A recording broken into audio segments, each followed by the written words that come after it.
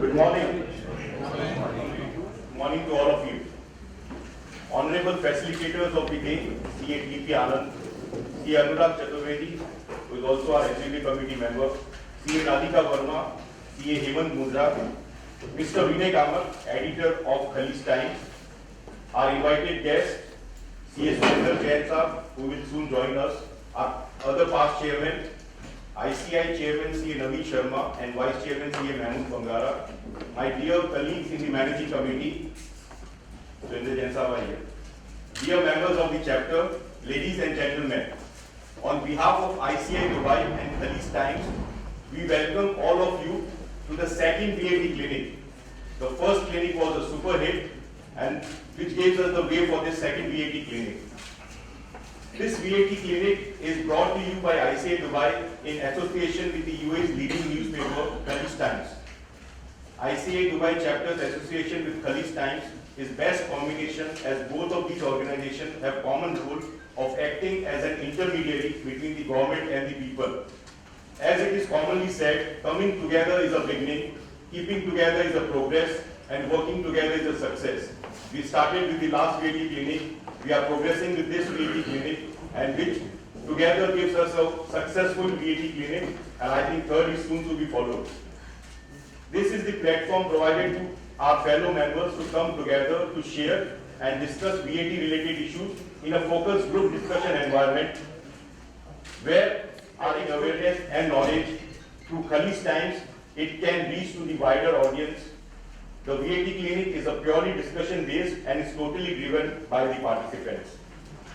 A very, very special thanks to the management of Khalis Times to give us this opportunity to spread knowledge through the infrastructure and medium. The format will be like, based on the queries invited from the members, we have combined our principal sponsors, NMC UAE Exchange, Danube Group, WTS Dhruva Consultants, and AGMC. And our event sponsors, BGCX and SAGE. And last but not the least, our media partner, Khalis Times. So thank you once again to come to this clinic and hope you will have a memorable day. With this, I conclude my speech and I would like to invite the editor of Khalis Times, Mr. Vinay Kamath, to share a few words with us.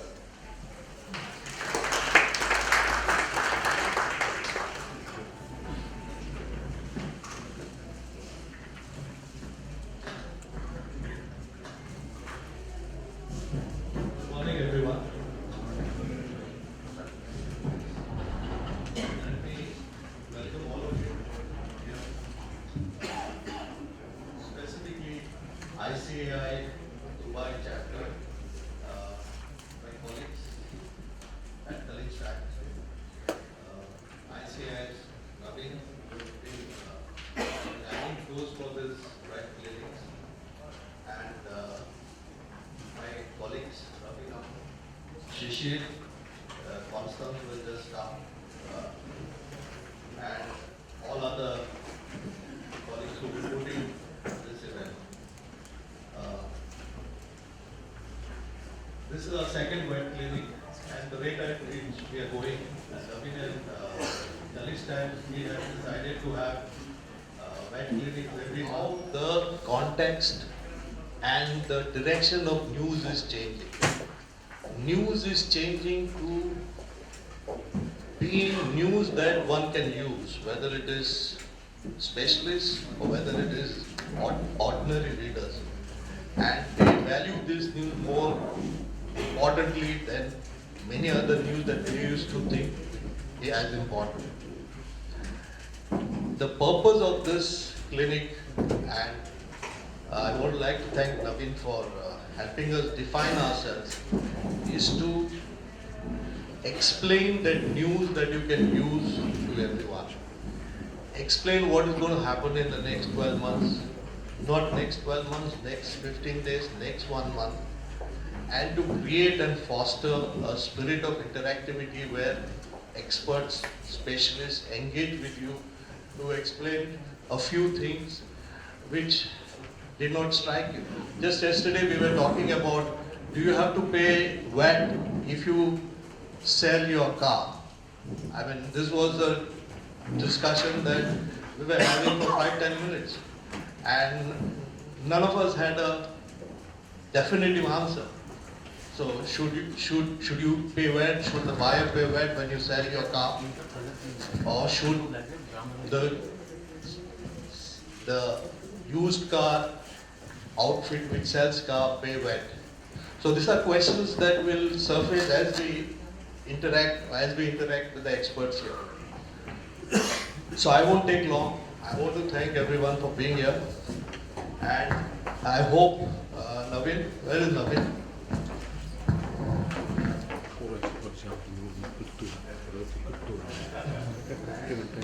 I hope Navin is not here. I hope ICAI and Kaddish Times can break Virat Kohli's. For this opportunity.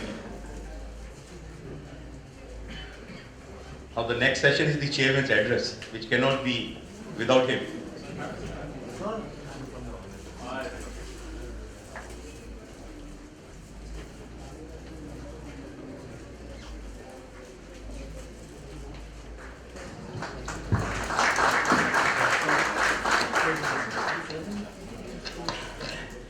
My apology to be late few minutes. I came early, but my managing director called me. So timing cannot. And ladies and gentlemen, good morning. Good morning. On behalf of ICAI Dubai chapter, I would like to thank Mr. Binay Ahmed and the entire Khalis Time team for teaming us with us for VAT Clinic. Give a big round of applause to longest running English newspaper of UAE, Khalis Time, and its entire team. I welcome each one of you, and I'm delighted to see full house in the morning, that too on a weekday. And this is the first time ever we are having ICAI meeting on a weekday. It is the power of Khalis Time and ICAI, and let me honest, this is the power of VAT. Give a big round of applause. On 21st November, history was created when Khalis Times and ICAI had its inaugural weekly clinic. Trainings based on WhatsApp group and based on personal interaction that our VAT experts are over prepared. We had at Indian Consulate, and our Consul General Shri Vipul has given all the facilities including auditorium for the VAT clinic, which will be held on 15th December between 3 to 6 p.m. He himself will also be present along with his team. Even non-members can attend. On 60 next day, your chapter along with Khalis Time will host the biggest ever VAT meeting, VAT Open World, a full day long event. We will be introducing VAT games where you all will be learning VAT through the power of games, puzzles, crosswords, and of course, when games are there, prizes will be there, a lot of prizes to be won.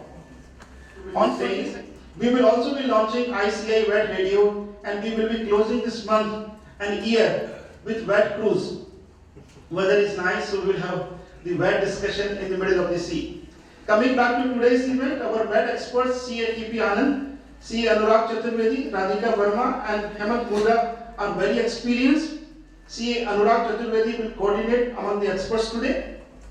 His real experience of planning, executing VAT and its systems with all of you. Give a big round of applause to him, and I now request C.S. Sunandarajan to please address all of us. I am neither a VAT expert nor a VAT consultant. I am one amongst you who is in the process of implementing the VAT for our group.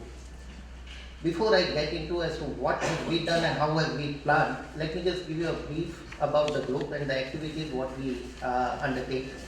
We are Aramco Real Estate is our flagship entity of the group, and we are into the leasing of real estate, the office space, residential apartments, villas, warehouses, staff accommodations, etc. We have a car rental operations, Swifty and Dollar. We have manufacturing entities in the group. Now, getting into the VAT, we had an internal discussion at the beginning as to how we are going to implement. It's not a rocket science. What you spend, you are paying the VAT on that. What you earn, you collect the VAT. Net of the two, either you pay to the government, subsequently the draft regulations Then the final regulations. What we felt is that number of issues remain unanswered. I think of these three properties. Now, going forward from January onwards, what you are going to pay to the contractors and the various other service providers, etc., you have to pay to VAT. Commercial properties, there are two views. One is 10 years from the property which is put to use, or useful life of an asset. Now imagine the ambiguity here. When you take the useful life of an asset, the hotel will be there not less than 50 years.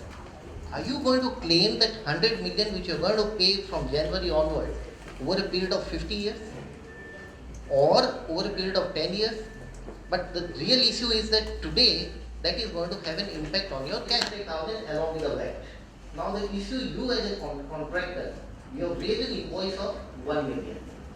You are receiving 800,000. Now the moment you have raised an invoice of 1 million and gap of payment could be 30 to 90 days, what are you going to pay to the government on 1 million?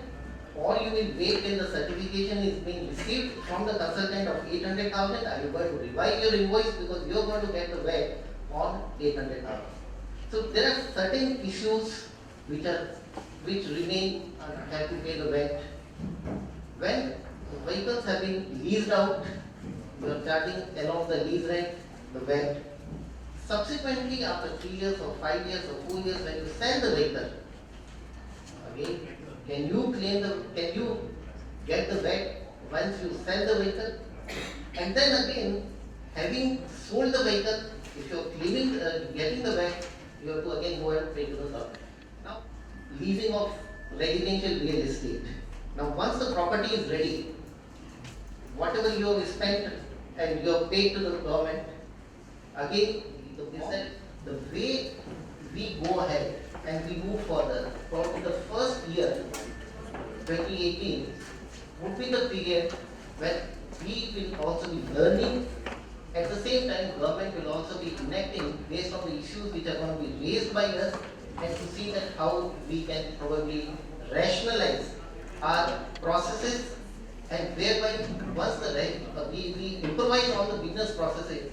Certainly, I would not like to stand between the experts and you and your queries. I just wanted to share as to the IT. The information technology is going to play a very important role on implementation of the VAT. Thank you, C.S. Sir, for your valuable inputs.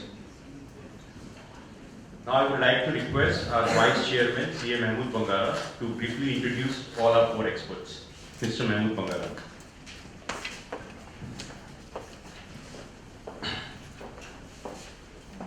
Good morning, everybody. Good morning. See, we are really overwhelmed, and your presence in large number really bringing a lot of satisfaction for Mr. Vinay Kamath and team, and also for Mr. Naveen Sharma and team, because it shows and demonstrates the importance of the subject and how far it matters for all of us. Just one sentence to speakers: you are all having a very, very lengthy profile and has been showing great and outstanding achievements, but we put in so brief in 2 or 3 sentences so that you will be having more time to speak, and detailed profile has been already circulated to you. Let me start with Mr. C.A. Hemant Budra. Mr. Hemant, a chartered accountant and a diploma holder in IFRS, has got 26 years of experience in corporate finance, wherein he served 20 years in UAE. He is an expert in VAT and a well-known trainer and advisor in VAT-driven business initiative. He has also written articles on VAT. Mr. C. Anurag, our ex-com colleague, a chartered accountant and is a member of the Association of International Accountants UK and the CPA Australia and a Prince 2 practitioner. He is working as a senior director in direct tax and digital automation at Roharwad. He has 15 years of experience on tax matters, including tax due diligence, governance, tax enablement. He has supported various public sector entities and financial institutions with impact assessment of FACTA. His recent engagements include VAT training and seminars. Now, Tirupati, CA Tirupati Patsardi, a chartered accountant with over 30 years of experience in India, Singapore and UAE. He is an alumnus of Indian Institute of Management, Ahmedabad, and he has attended short-term programs in Harvard Business Schools, IIM Bangalore and MIT. He is a visiting faculty of ICAI Dubai and NetNoc and so on. He delivered lectures at premier universities and also has been conducting workshops on VAT. Ms. Radhika Verma. Radhika Verma possesses 8 years of experience in wide range of industries during which she worked with Ernst & Young. Her core competency includes service tax, excise, customs and special economic zone besides VAT. She is a faculty of Institute of Chartered Accountants of India, Dubai chapter, and also completed indirect tax certification. She has presented papers and all on indirect taxes and contributed articles and in tax journals and professional forum. Ladies and gentlemen, please give a round of applause for our distinguished speakers, and I welcome them to come to the dais and start the proceedings.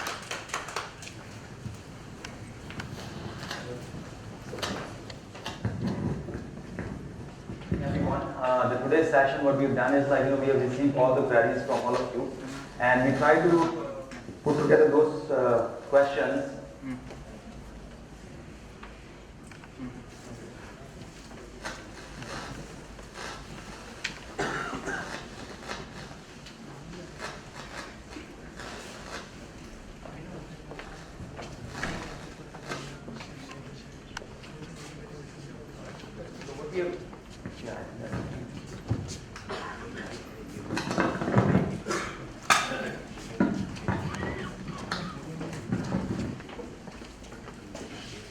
What we've done is we have received all the questions and we try to put together all the questions into various sections.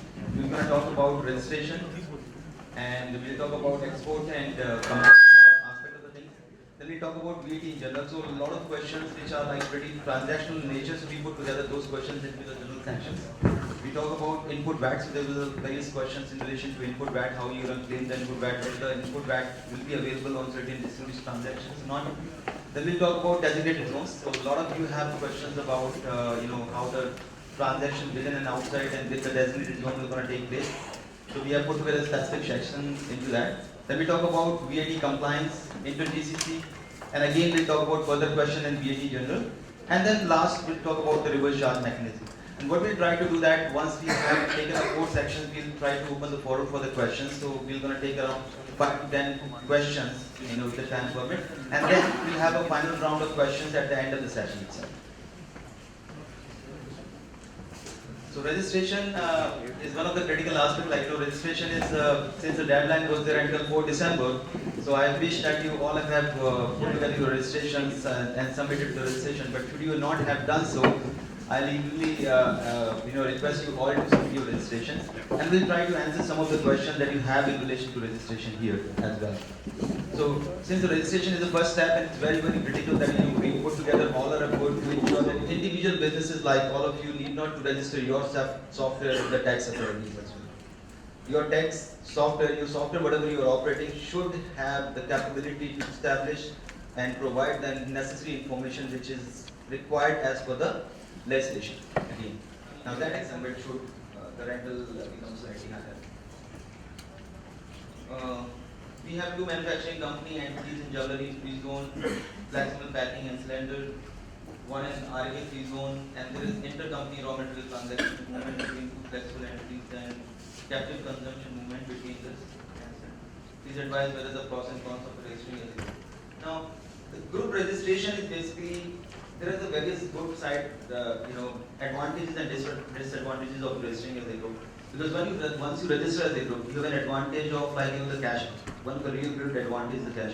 But there is a interlined challenges as well. Now, if you see when we talk about tax group, all the entities represented by the representative entity. So let's say if you have 2 entities, either of the entity you have to choose as a representative entity. Compliance aspect of things, you have to do the consolidated return. That in itself is a big challenge because maybe the 2 management is slightly you might be having all the similar relationship and the related entities, but their function may be slightly different, and the finances are managed by 2 different persons.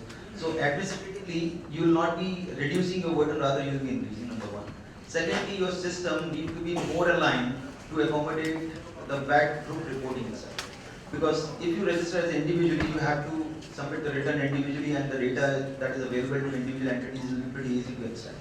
But if you register as a group, then you need to provide from a representative entity that grouping them together will be much more administrative burden to manage and things. We have seen that. The visibility of the TIN number is an excitement for many companies. They think that they have got a tax registration number. But before that, you must look at all the transactions which the companies are having among each other. Are they related to each other? Does it make sense to have a tax registration? And the cash flow impact, which he spoke about, is the biggest benefit of that group, because when the intercompany transactions are out of the scope of VAT, it's not exempt, it's not 0%, it's not 5%, it's out of the scope of VAT. So that's the biggest advantage. System integration is the biggest challenge. And also the two managers or three managers of different entities have to talk to each other to be able to share the information, to consolidate is another interpersonal skill challenge which may distill into the filing of the return on time, and then that can become a compliance issue for which the representative member is alone responsible to the federal tax authority.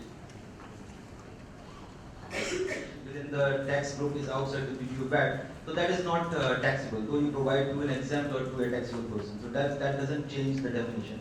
However, if both are not the tax group entities, they are individual entities, in that case the exemption does not mean that you should not be charging the tax just because another person receiving the service is exempt. So you're going to be charging the tax in relation to that. Can multiple Thank you so much. Coming to the general related question by Mr. Avinash Thakur. How would the VAT charged on the air ticket for the agents? Will it be charged on the service fee of the agents? Now, when coming to the question here, primarily there are two aspects to it. One being the airline fare which is charged by the agent, and also a service fee over and above this.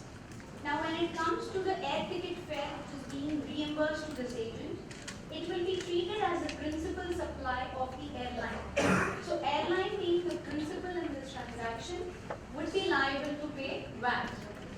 However, the separate transaction would be the transaction of service fee, which is nothing but the commission of the travel agent, would be liable to tax in the hands of the agent.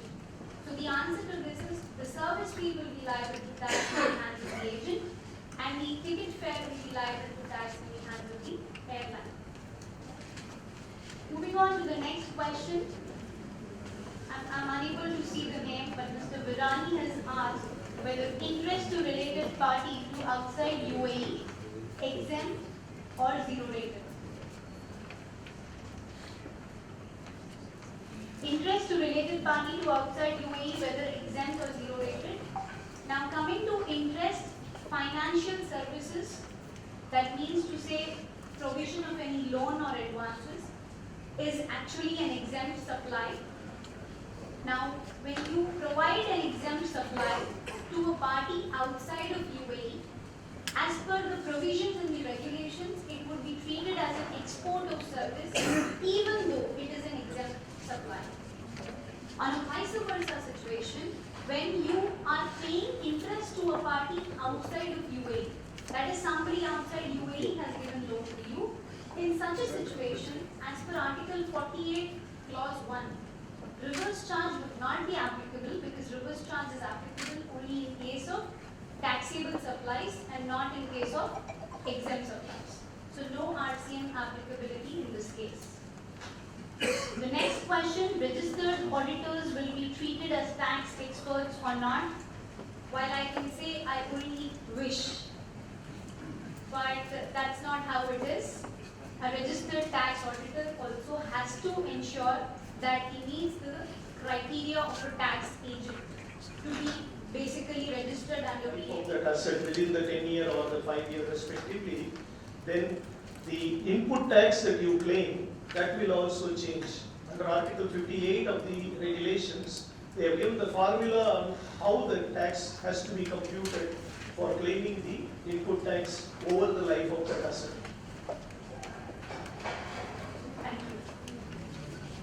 question by Kajal Mehra. How tourism and travel industry will pay VAT on visa, flight booking, holiday package deals, travel insurance? First point in this. Now the first question from Ravindra Pai says about a company collects cargoes from individuals and companies, put them together and ships it to the freight forwarding company to various countries in the world. And he says that he is only acting as an intermediary, so whatever services he provides, does he have to charge VAT on those services to those individuals and companies from whom he has collected the cargo. The point is, if this company, the A company, if the trade license activity is freight forwarding, then of course that's part of the international transportation of goods. Then he doesn't have to charge any VAT on that. But if he is only acting as a middleman or as a support, whatever, then he has to charge VAT on his services on the face of it. At the same time, his trade license would allow him to do so also. That's my viewpoint of that. Second question from Rakesh Tiwari. VAT applicability on sponsorship in case when it is agreed through side MOU.